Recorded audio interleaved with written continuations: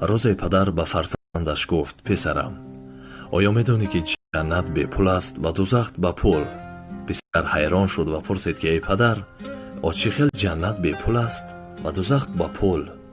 گفت: گوش کن پسرم، قماربازی میکنی پول میدهی، عرق مینوشی پول میدهی، زنا میکنی پول میدهی، تماکو میکشی پول میدهی، سفر برای فاسقی کردن میکنی پول میدهی. اکنون گوش کن فرزندم، چه خیل جنت به پول است.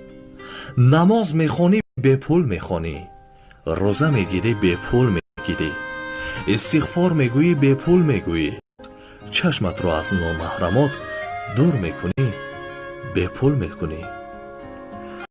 پس ای دوست، چرا که پول میدهی به دوزخ میروی؟